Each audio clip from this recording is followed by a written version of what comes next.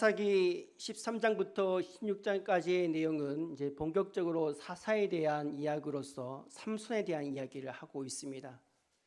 이제 우리가 볼 말씀은 이제 14장에 대한 이야기인데 이 14장은 이제 삼손에 대해서 집중적으로 이야기를 하고 있습니다.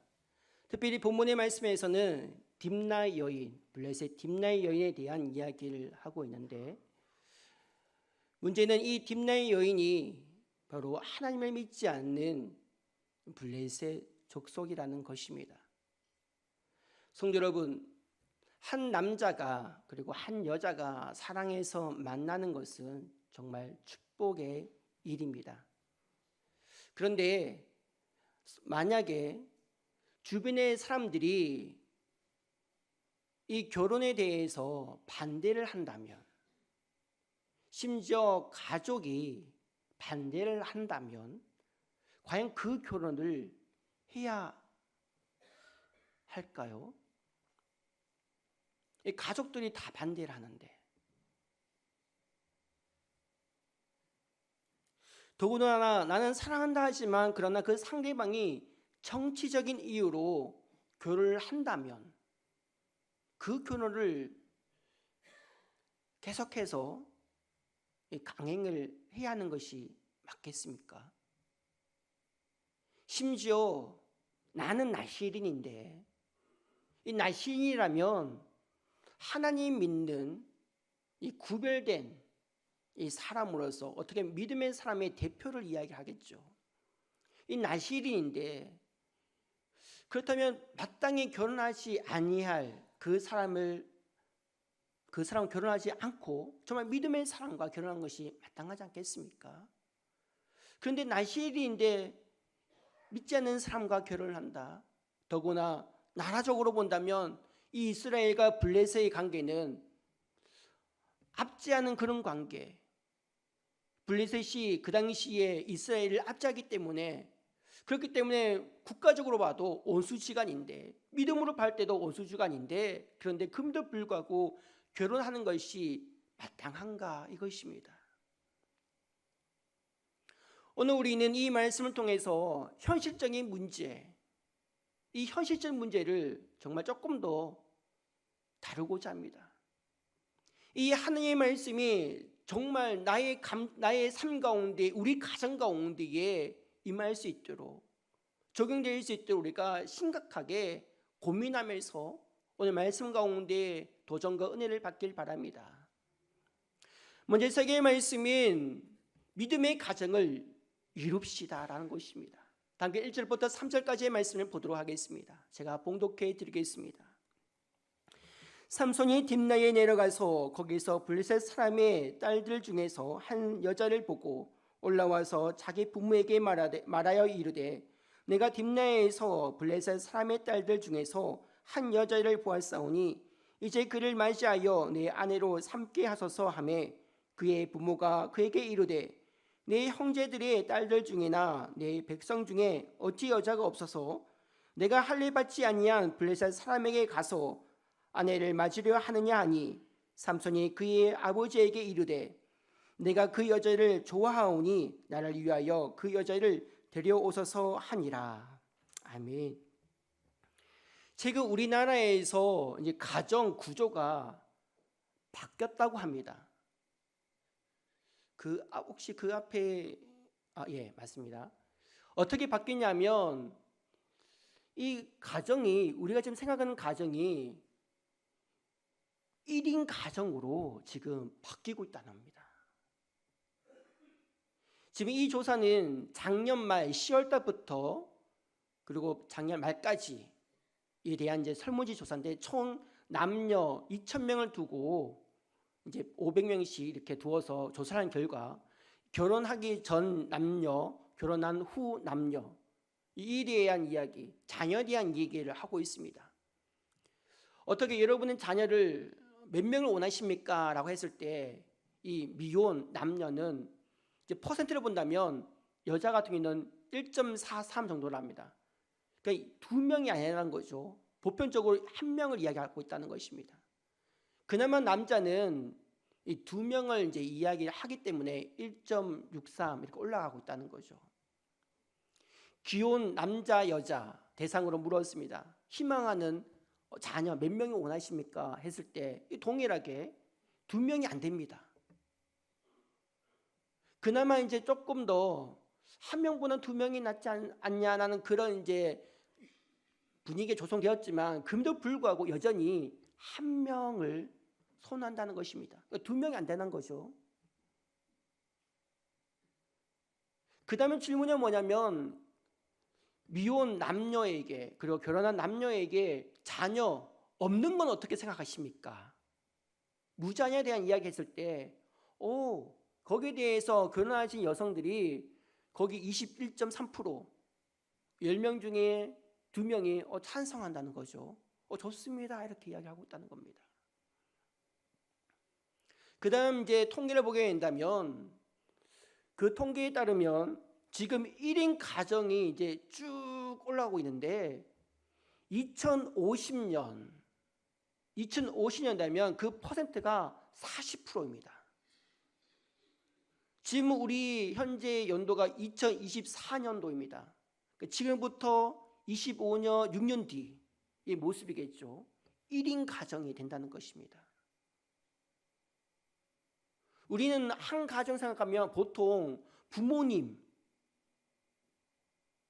그리고 자녀 적어도 2명, 3명, 4명 이렇게 생각하는데 앞으로 점점점 1인 가정으로 된다는 것입니다.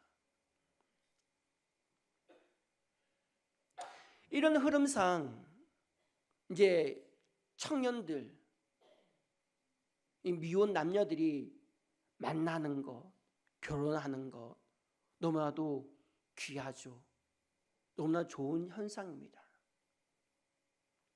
그런데 그 만남이 순수한 만남이면 좋은데 그 순수한 만남이 아니라 나의 어떤 욕망을 위해서 혹은 나의 어떤 목적을 위해서 정치적인 이유 때문에 다른 이유 때문에 그 남자와 여자와 결혼하게 된다면 사실상 그 결혼은 비인격적인 결혼이라고 말할 수 있습니다.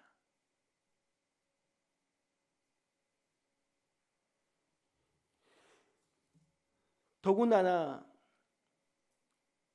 사랑해서 만난 것이 아니라 나의 어떤 목적을 이루기 위해서 결혼한다는 것은 이 믿음의 사람으로서도 옳지 않다는 거죠. 여기에 대해 이야기하고 있는 것이 바로 주인공이 삼손입니다. 삼손이 한 여자를 보는데 좋아서 결혼을 한다고 합니다. 그런데 알고 보면 이 좋아서는 정말 이 딥나 여인을 교제를 하고 만나서 애정을 갖고 연애를 해서 그런 서로 간의 인격적인 만남 속에서 그래서 좋아하고 사랑한 것이 아니라 이 성적인 욕구라 할까요? 그걸로 인해서 이 딥나 한 여인을 좋아합니다. 사랑합니다. 결혼해 주세요. 이렇게 하는 것입니다. 근데 그 주인공이 다름 아닌 삼손입니다. 태중에 붙어 나신이라고 칭하는 삼손. 하나님의 백성.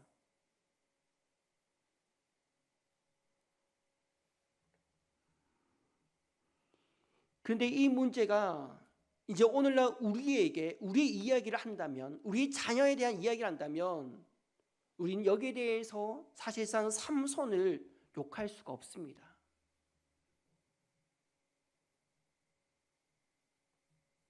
정말 힘든 부분입니다.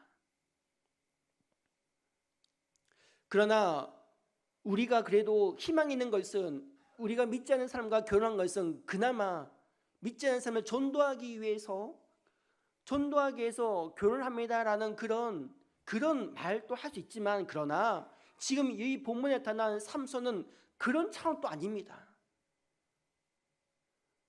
정말 한 영혼을 구원하기 위해서 만나고 교제하고 결혼한 것이 아니라 자기의 욕정에 이끌려서 결혼을 하고자 한 것입니다. 그리고 여기에 대해서 사사기 저자는 가감없이 이야기를 하고 있는 거죠. 최근 이런 조사 결과가 나왔습니다. 뭐냐면요, 성인 기독교 이 분포도인데 15%, 100% 중에 우리 기독교인들이 15%라고 합니다. 청소년 다음 세대의 분포는 3.8이라고 합니다. 그렇기 때문에 오늘날 최근 선교학에서는 이 선교의 대상이 다른 나라 미전족 종도가 아니라 정말 미전도 종족은 바로 다음 세대 중고등부 학생이라고 말하고 있습니다. 정말 다음 세대의 복음이 들어가기까지 엄청 힘듭니다. 앞에서 통계를 받지 않겠습니까?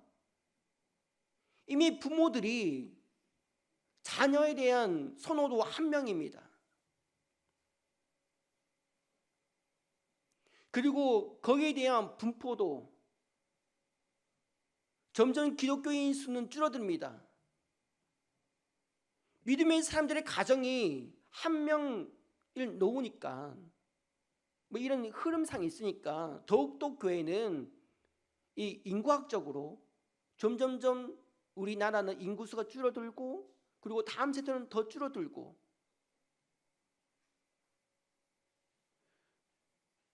서울에서는 한 학년 클래스가 20명 정도 그 이하인데 안 믿는 그 클래스가 대부분이라고 합니다. 그나마 우리 동네는 이제 물어보면 그래도 두세 명 이렇게 한 반에 두세 명 믿는데 근데 서울에는 두세 명이 아닙니다. 한 명도 믿을까입니다. 안 믿는 클래스가 많다는 것입니다.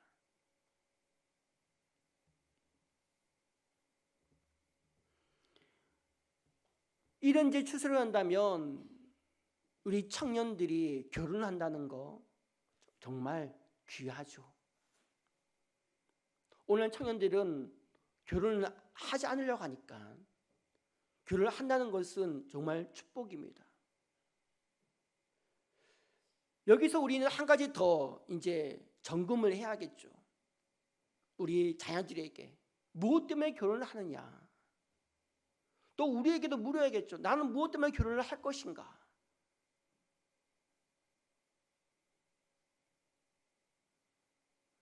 정말 실질적인 그런 물음이 필요하고 우리 다음 세대를 위해서 청년들을 두는 우리 학부모에서는 다시 한번 이 부분에 대해서 확인을 해야 합니다. 왜냐하면 이 확인하지 않는다면 기독교의 실존이 달렸기 때문에 그렇습니다. 삼손처럼 그저 욕정에 의해서 근황이 된다면 결국 이 가정은 삼손의 가정은 믿음의 가정이라고 말할 수가 없죠. 우리 부모 세대들이 다음 세대에서 물려줄 게 뭐냐면 바로 믿음도 믿음이지만 이 믿음의 가정을 정말 물려줘야 하는 것입니다. 근데 이 믿음의 가정을 물려주기 위해서는 정말 쉽지 않습니다. 그 이유는 우리 자녀들은 우리 부모님 그 모습을 보기 때문에 그렇습니다.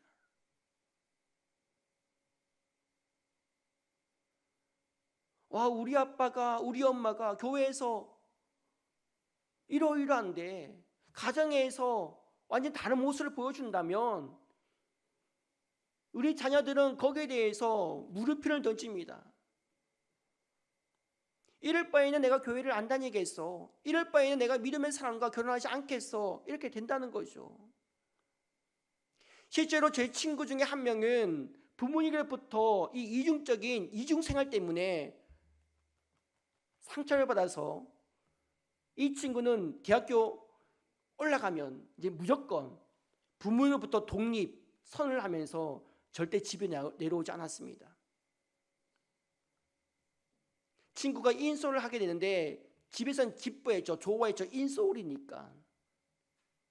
그런데 이 친구는 인솔과 동시에 부모님의 이중적인 생활을 위해서 나 더 이상 믿음 생활하지 않는다.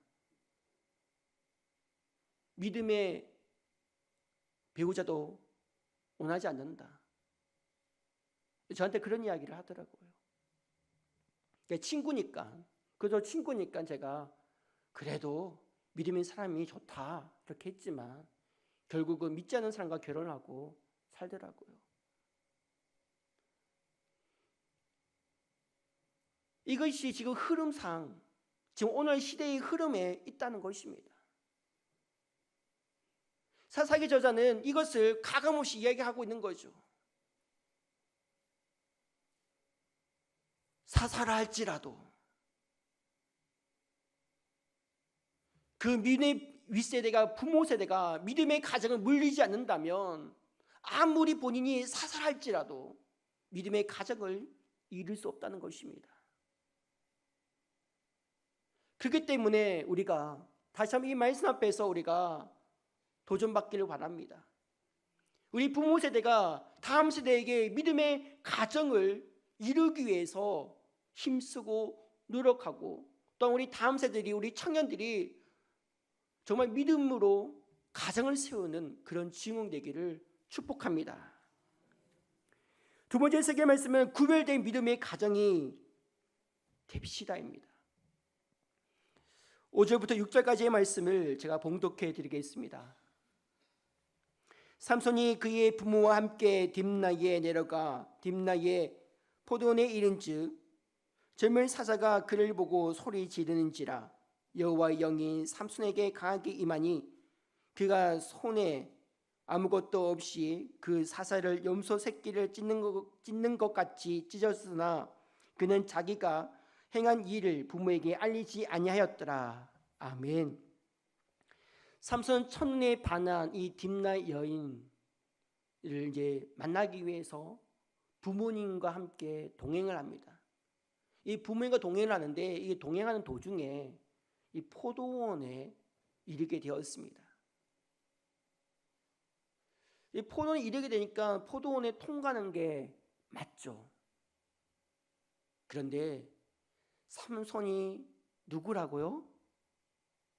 나실인입니다.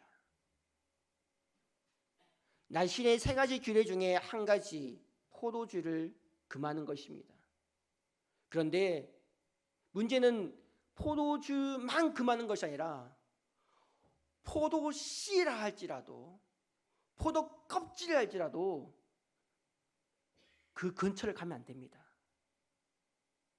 그렇다면 지금 가는 도중에 무엇이 있다고요? 포도원이 있는 것입니다. 근데 포도원이 있으니까 자기 아들과 본인은 나실인입니다. 그러면 어떻게 해야 할까요? 지나가야겠습니까? 우회를 해야겠습니까? 그렇죠. 우회를 해야 하는 것입니다. 그런데 이들은 그냥 통과를 하는 거죠.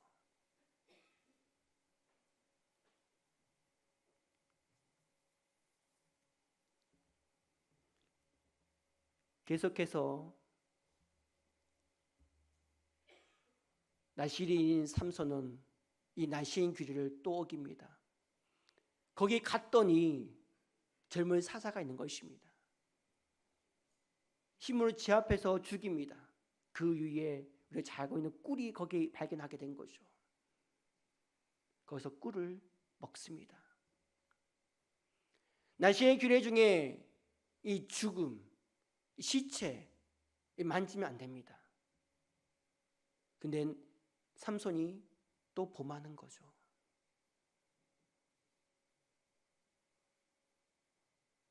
이렇게 하나님의 사람이 점점 하나님의 말씀을 멀리하고 등한시하고 업신이 여길 때에 성경은 거기에 대해서 계속적으로 이야기를 하고 사사기 저자는 거기에 대해서 계속해서 이 조짐을 보여주고 있습니다.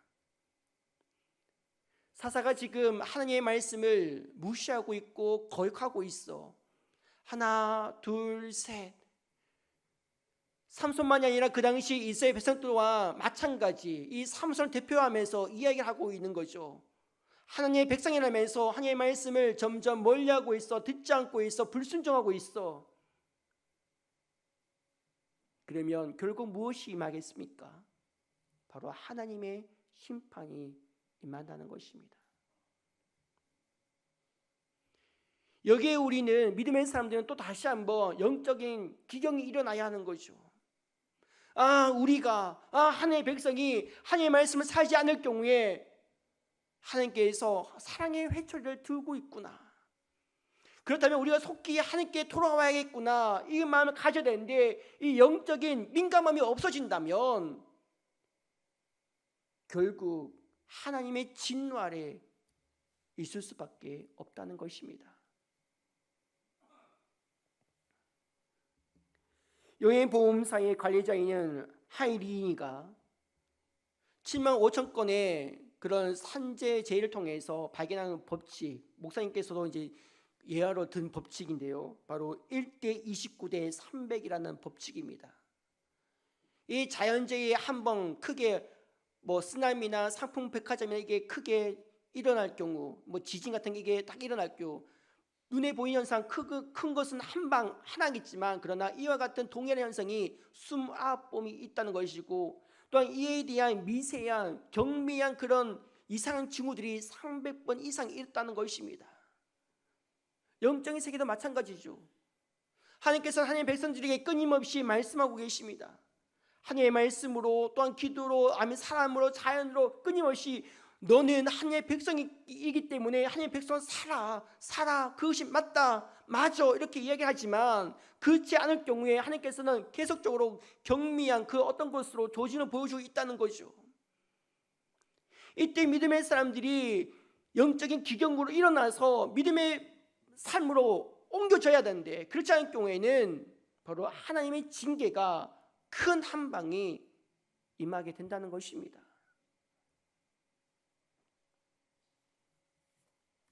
사랑하는 성도 여러분, 사사기 저자는 삼손만을 이야기한 것이 아니라 삼손마저 하나님께 구별된 사람마저 이렇게 무너짐을 말하고 있습니다.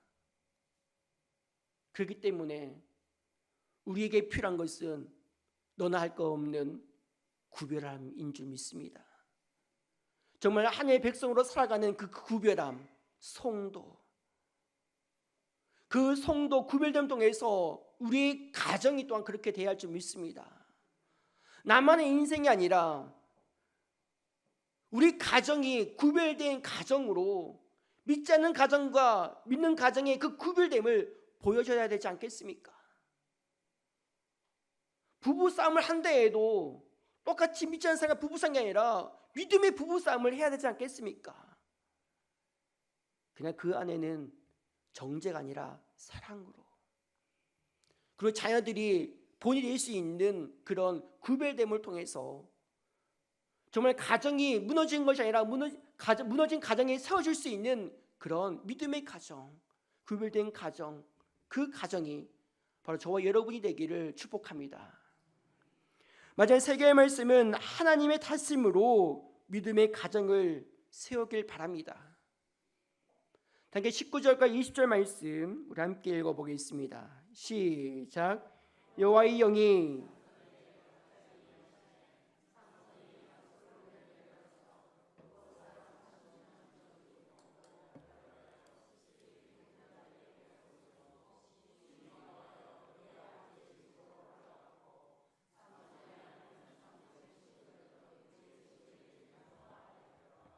아멘.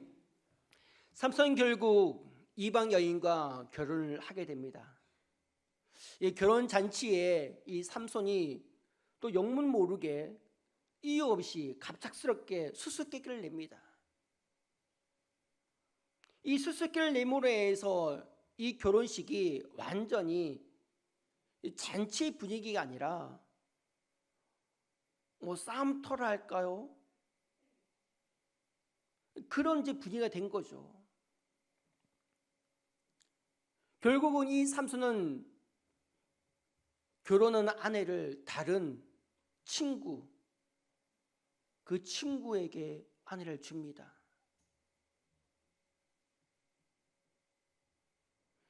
이것이 과연 성경적으로 맞을까? 맞지 않습니다. 여기에 대해서 사사기서는 또 이야기를 하고 있죠.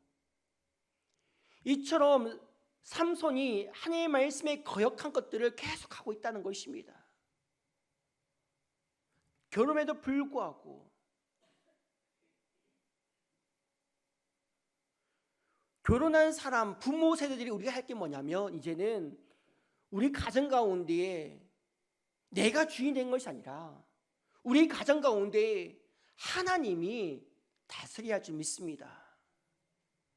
하나님께서 우리 가정을 통치하시고 또한 인도하실 때에 그 가정이 복된 가정이 될 수 있고 우리 자녀들 그것을 보면서 우리 부모님에게 존경의 마음을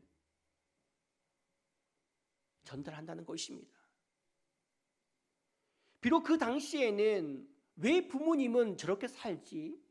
왜 어머니는, 왜 아버지는 저렇게 살아?